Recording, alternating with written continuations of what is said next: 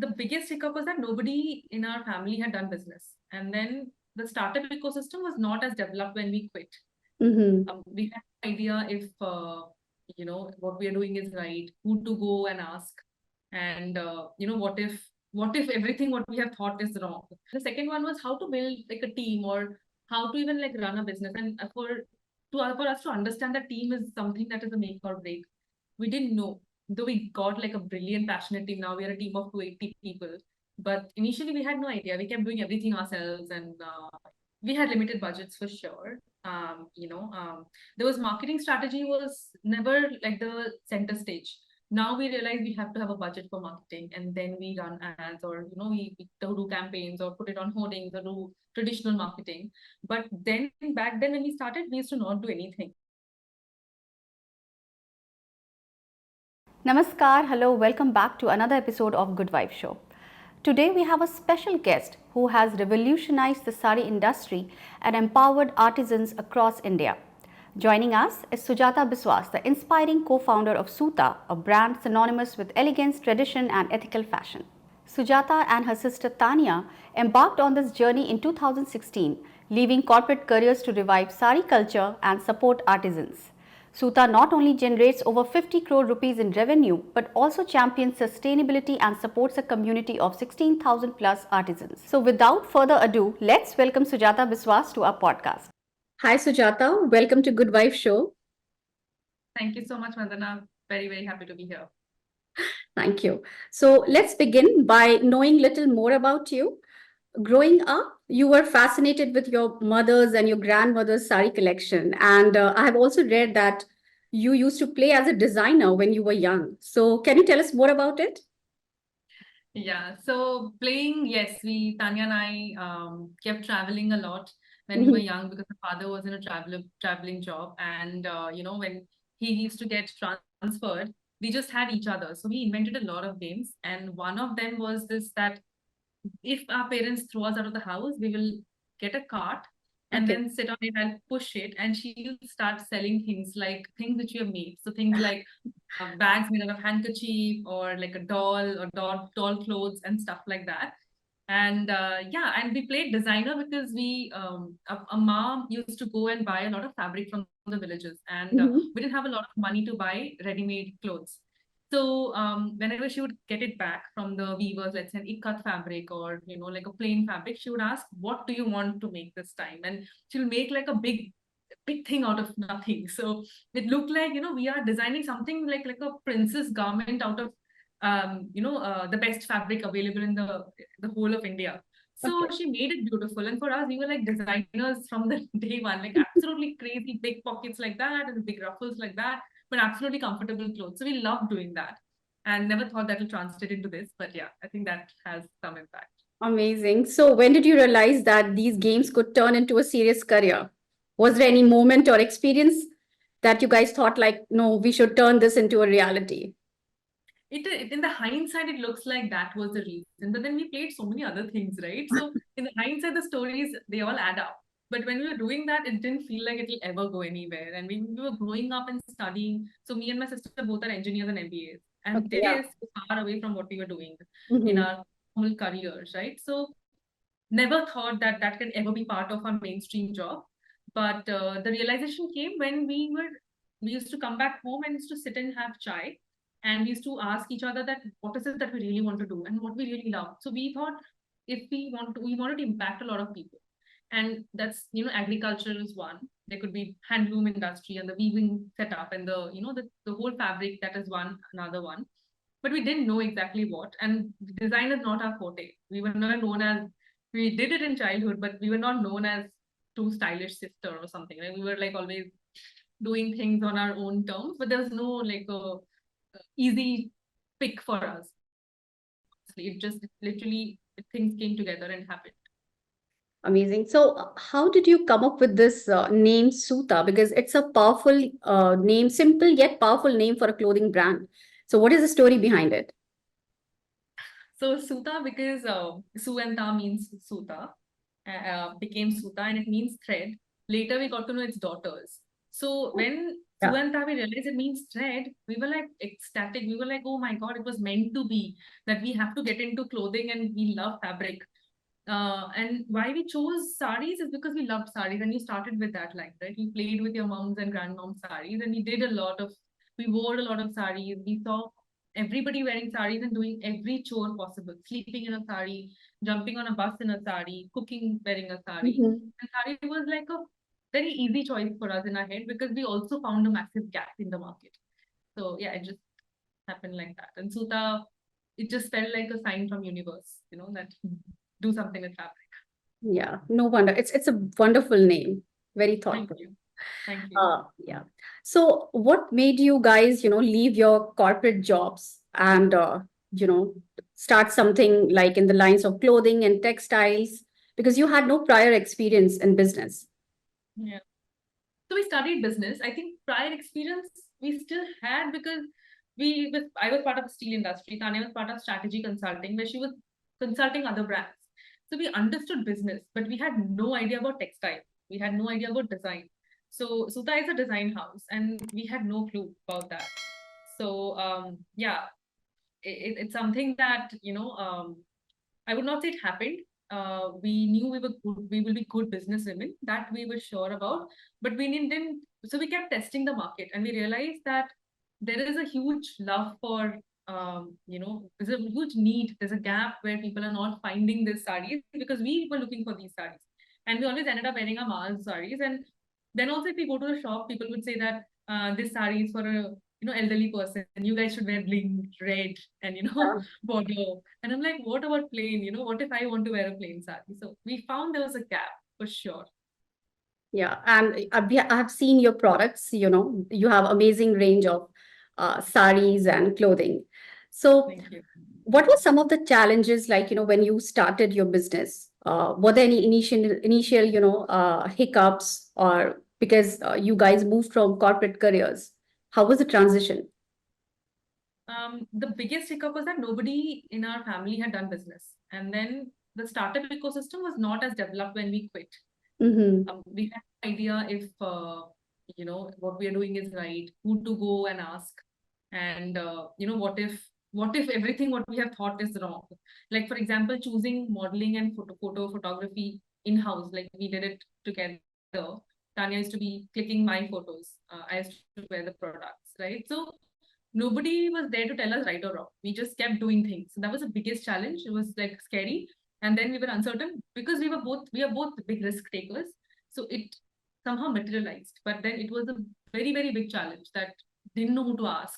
Can't show our vulnerability to our parents and be like, what do I do? Tell me, somebody help me. You can't do that. And that's like literally one chance. If we fail, I don't think we'll be able to like again take a risk. And we were in the late 20s. So that was one. And the second one was how to build like a team, or how to even like run a business. And for us to understand that team is something that is a make or break. We didn't know, though we got like a brilliant, passionate team. Now we are a team of 280 people. But initially we had no idea. We kept doing everything ourselves and putting our hands everywhere. So yeah, that was a massive challenge. So now let's talk about Suta's innovative marketing strategy, because you had limited capital and tight marketing budget, and that led to Taniya modeling the sarees herself. So how did it help build customer loyalty and Suta's brand? We had limited budgets for sure. There was marketing strategy was never like the center stage. Now we realize we have to have a budget for marketing, and then we run ads, or we do campaigns or put it on hoardings or do traditional marketing. But then back then when we started, we used to not do anything. We just would launch. We were constantly focusing on making the supply chain right, because that was the major problem area. And sales automatically happened because the product was so good, and forever our demand was more than the supply.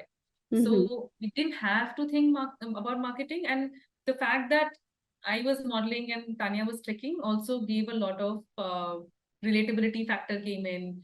We kept posting our customers' photos and call them Suta Queen. That became a strategy, but it was not a thought through strategy. It was just that we felt like celebrating women of all size and shape, and whatever they want to do. If you are happy, we'll just post your photo. That was the thought process behind it. It came from a very novel place that, people used to make fun of us. And we thought, why not empower everyone, saying that if you think you look good, you actually look good, and being certified that you look good. And something like that, we did it. Yeah. So it was not a marketing strategy. We literally started spending money on marketing after four years of opening Suta. After literally 4 years, we just kept producing. Our supply chain was actually something we worked on more than anything else. Yeah. So you talked about Suta Queen. So I want to know more about it. Like, how did you build that community of Suta Queen on social media, and how do you engage with them? So it came from a very, very personal space. Me and my sister were always told that, you guys have no sense of style, or, like somebody belittling you, because we came from small town. So we obviously had a very different kind of dressing, and our idea of uh, our way of dressing was different. So we were always told that, hey, what are you wearing? Hey, what are you carrying? And stuff like that. But I knew my style was unique. And I wanted to tell people that even in your unique ways, you don't have to always stick into the herd. And when you're young, that always is there. When you stand out, either you are like too much, or you're like, if you're really confident, pull it off, and comes from like some place, and then people are like, oh wow, she's very, very stylish. But you Yeah. can go really, really wrong as well, right? So me and my sister were always like considered as gone wrong. So so we just said that when you're different, you don't have to be scared, and that came just from that fact. And we wanted people to be really happy when a brand is backing you, saying, what you're doing is perfect. And we initially also, I think Suta Queen community build was very strong because we always kept fighting with bullies. We didn't let anybody bully those people. Even if you posted a photo where the person might not be looking your kind of standard beautiful, we felt it's beautiful, and somebody commented, we made sure we literally troll the troll. So we did that. And that made the community really strong. And also that the story that we are very authentic and people relating to it. For example, even now, if you see somebody from the film industry wearing a sari, they, without asking for money, they just tag us because of the love for the brand, and not for the fact that it's a very expensive show off sari. It's not, right? The price points are not high. So if they do it, it comes from the place of love, because of the brand authenticity and the fact that we are doing good, apart from building a business. So I think that helped us build the community. Wonderful. And that's very thoughtful, how you thought about Suta Queens, because there is a lot of body shaming and people are not confident about what they're wearing. So confidence should come from inside, and a brand like you supporting them, that's really helps, that build confidence. Yeah. Okay. So one of the thing that really impressed me about Suta is its core mission to support artisans and weavers. So how do you make sure that they are like, fairly compensated for their work, and how do you support them? Okay. So that's been the first thing, like the biggest aim of Suta, starting Suta. So that's one thing we don't compromise on. Like if the product is submitted at the warehouse and the check has happened, the payment goes immediately. That's one thing we do not compromise on, irrespective of the fashion cycle, cash flows, everything. We make sure the weavers are paid. We pay extra, not because we are doing a favor. We pay extra because our quality check is stringent. And I'll tell you what weavers really need. And for the longest time, I feel people have constructed it very wrongly by saying they need our help. No, they need us as much as we need them. And they just need to be fairly paid for the job. So what problem arises is some brands, let's say if they promise work, they're not promising them work when there is lean phase. When Suta, they come on Suta, we promise them a 365 days of work. That's the only promise we do. You get paid exactly for the work you do. We are not paying you extra. We're not doing any favor. We just pay you. We just promise you to give work, and that's the only way we are supporting them.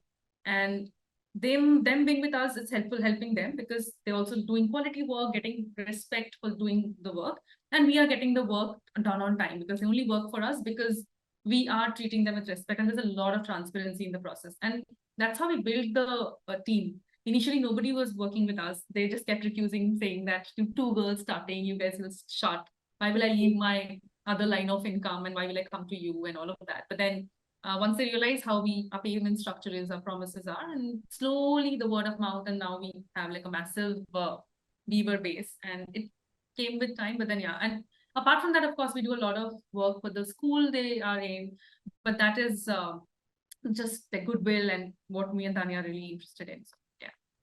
Great. It's nice to hear how you support the artisans and how they, empower you guys. Both are mutually It is a symbiotic beneficial. relationship. Yeah, Yeah. And just right. that it's always been thought as because they because the pay structure is not as same as mine, doesn't mean that they're not happy. They are very happy where they are. They don't want to come to the town and you don't have to make them like a suited, booted person. They're happy there, you know. Yeah. So I think that thought process is what we understood very early on because we used to travel to villages when we were young, right? So we realized they were very happy there. It's just that nobody is respecting that their skill is so high and just paying them the fair amount what they deserve. That's it. They will not come to the town to work like a electrician or a mechanic. Maybe that's not their skill. That's not their strength. You know, so that's what we just changed. That's plug we did. Wonderful. So where are they based off? Like, which villages do you travel to get those weavers and artisans?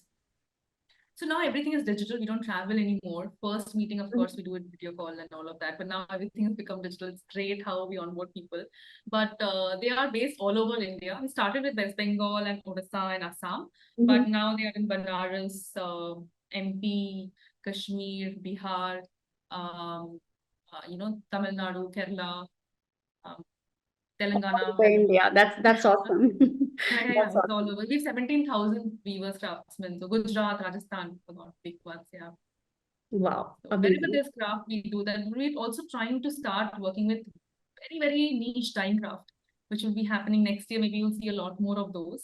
So that's in the pipeline. As much as possible, yeah, we'll bring them on board. Yeah.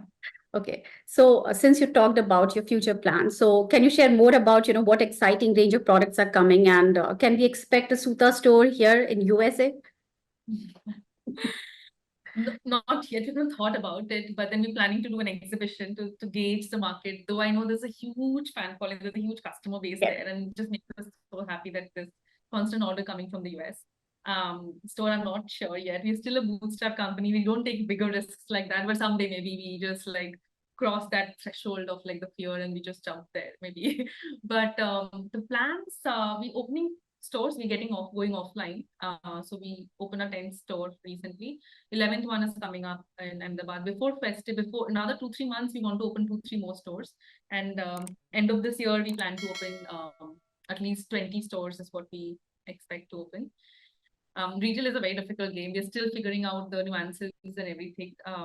And again, there's nobody like constantly guiding, though we have friends now.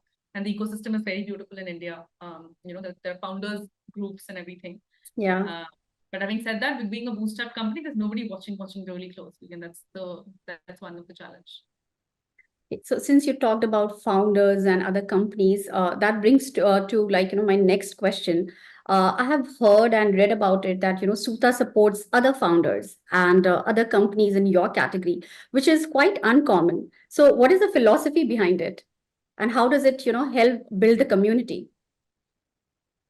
So it comes from how we as founders at Indian Sister think.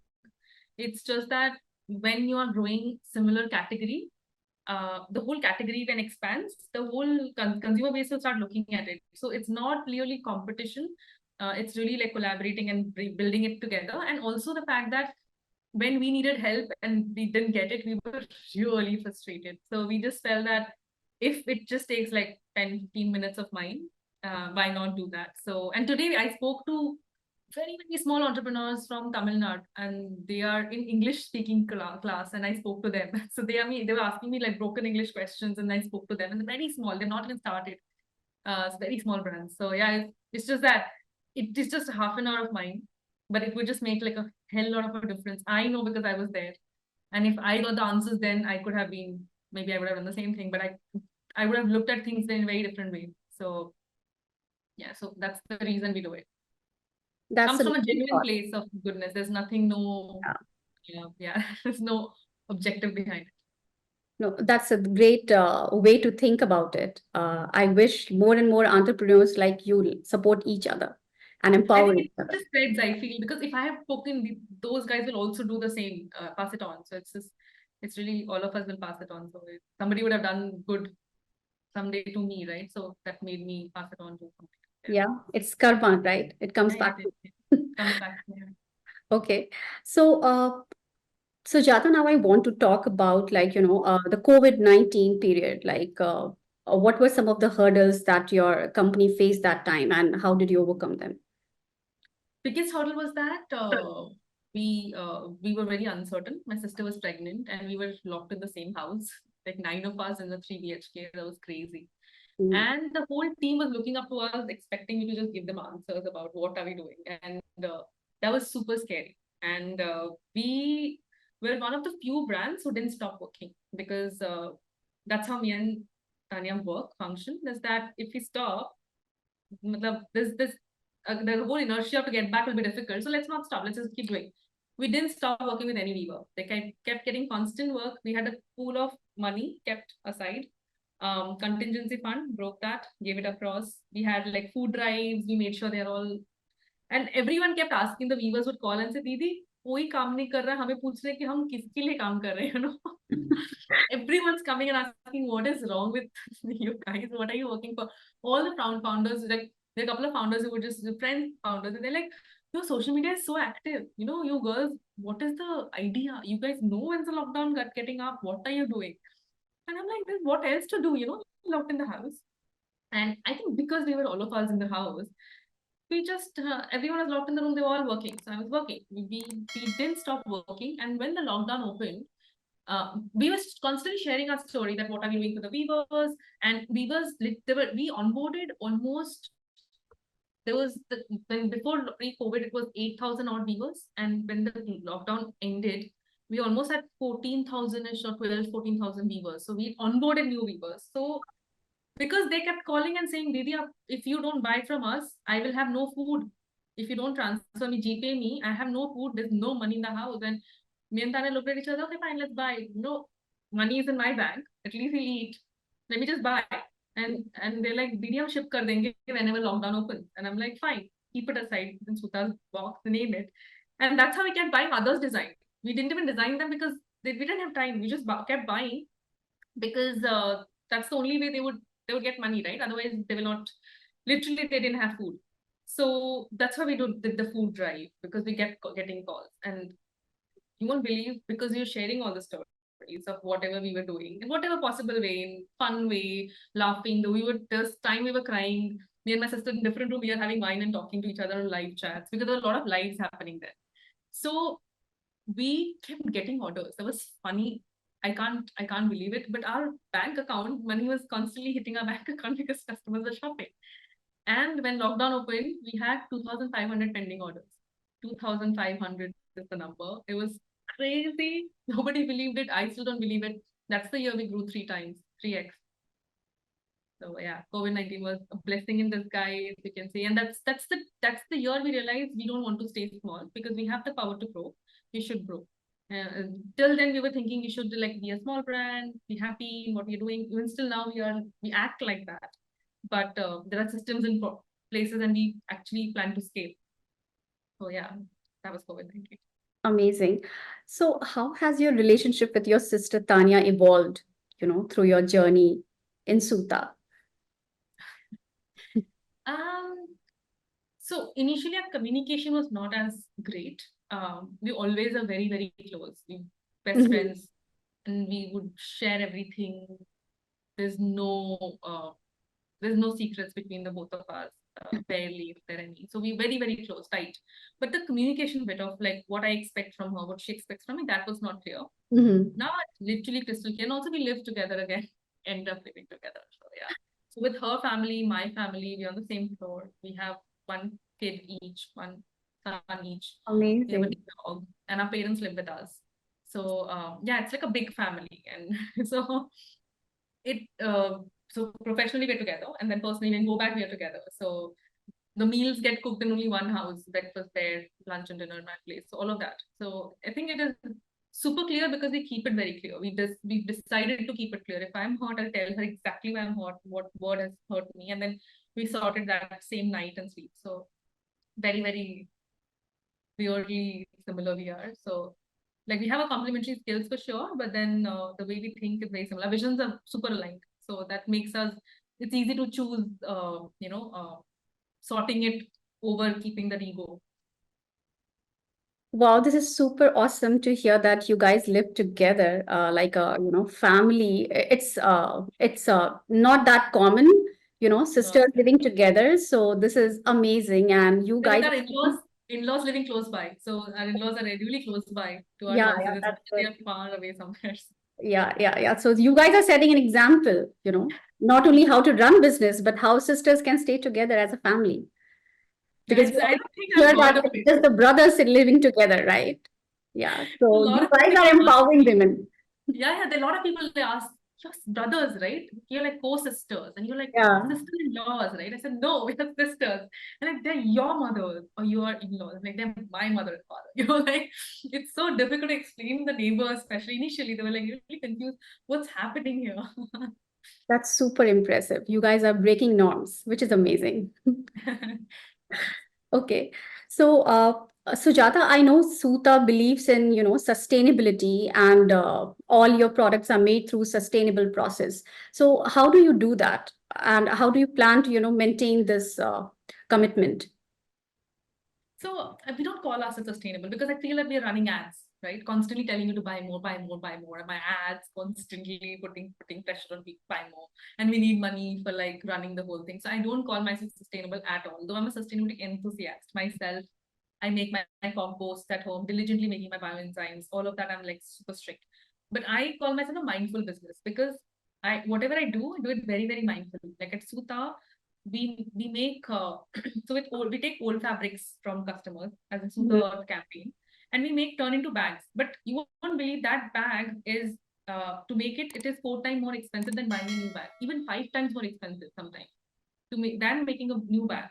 But I'm just making it because I know that sari will throw, and hence my this is my bit to the nature.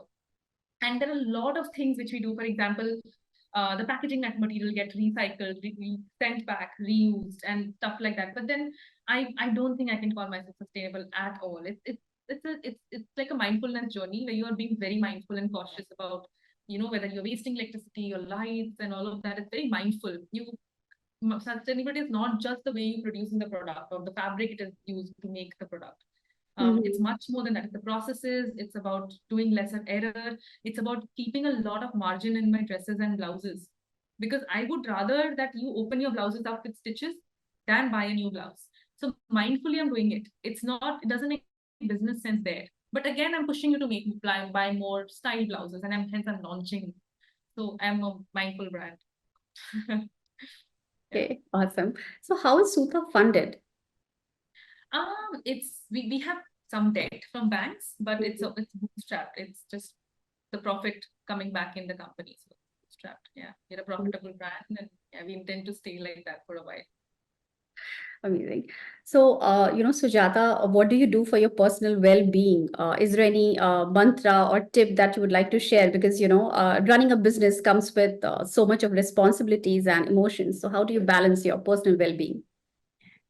So we workout people. We work all the whole family goes to work out together. Oh, Literally, this wow. time when the kids leave, we all go to our own area. So we do like 3 days of strength training and 3 days Mhm. of cardio, and one day is rest. And we actively do like meditation together. We either dance or as a family, we're very very health conscious. Our food, the meal has always been super healthy. Like we are. High on protein, and my mom would just because I live with my mother, right? She makes sure that our meal intake, timing, and it's sorted. So I feel that comes from the fact that we made sure that we stay together. Otherwise, it would have been impossible if every responsibility on me is Yeah, on me. My kids' thing is taken care of. I don't have to worry, rush home. And yeah, because my mom is looking at it. My mom looks at me like I'm a child, making sure the food, water, everything is looked after. Because in your head, I don't think we can. And as women also sometimes we just don't ask for help. And me and Tanya completely like believe in the fact that you have to build your own empire. Otherwise, nobody else is doing it for you. Nobody will think, oh, both thing is working. Let me just go give. No, you have to ask, tell yeah. them, do it. That's how my life is. So initially, I had gotten this look like, your kid is unwell and you're taking up your gym bag and you're leaving. So, and I'm like, if I'm fit, I'll take care of him better. So that didn't come easy from day one. But then the consistent thing of, telling everybody that if you're fit, I'll be better happy later on. And if I am fit, my son will be happy later. It's like something, and it came from my father. He's absolutely a fitness freak. And yeah. Awesome. Great. What advice would you like to give to someone who wants to, build a clothing brand today? Clothing brand, any kind of brand, there's always this fear that there's competition, right? There's Mm. always be competition. When I entered, people said the market only doesn't exist. You're mad to like open a sari brand. Nobody who wears a sari. That's a different thing. But every time you enter, there'll be market will be cluttered. So figuring out that your selling point, your USP, what is that uniqueness you're offering? Either could be service, your product, could be your photo shoots, could be anything. So finding that out and constantly checking whether the market is ready for it, it's something that it's nobody will, that can't fail. Everything else, your mathematics or economics of business, everything else will come later. Your accounting knowledge, your everything, your marketing skills. But if your product fit is wrong, you put any kind of money, it's not going to work. It's not going to work even if you have the best degrees from MBA colleges. Your product has to be rocking. The rest, everything else will follow. Yeah. Great advice. So, lastly, Sujata, what advice would you like to give to your younger self, knowing what you know about life and business now? Wow. um, so deep. Thoughts came in. I think I That's would a just tricky say that. question. Sorry. That's a tricky question. Tricky question and very nice question. I think I've answered it once before, but now, and every time you grow up, right, your advice would change. Yeah. So it's not the same advice Changes you'll with get. time, like, you keep learning on life lessons. Yeah. And I would say that I think I could have shouldn't have taken everything so seriously. Even now, I do take. Even now, I am a person like that. Everything is very, very this, but not forgetting to have fun is something I would tell my younger self. It's too serious. I get too put too much pressure on myself.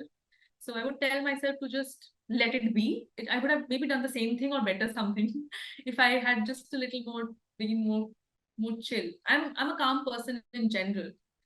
Though visibly I'm not calm, but inside I'm very, very calm. But I feel like I take unnecessary pressure and just make the whole place chaotic. That's how I work.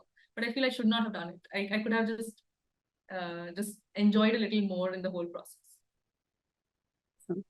Thank you, Sujata. It was great talking to you. I really enjoyed talking to you and very, very insightful. So I wish you all the best and all the success to Suta. Thank you so much, Vandana. Questions were fantastic. Made me think, made me relive, go back, to the past, thought about the future. So thank you so much. Thank you for joining us on this insightful journey with Sujata Biswas. We hope you have gained valuable insights into ethical fashion and entrepreneurship. Stay tuned for more inspiring stories on The Good Vibe Show.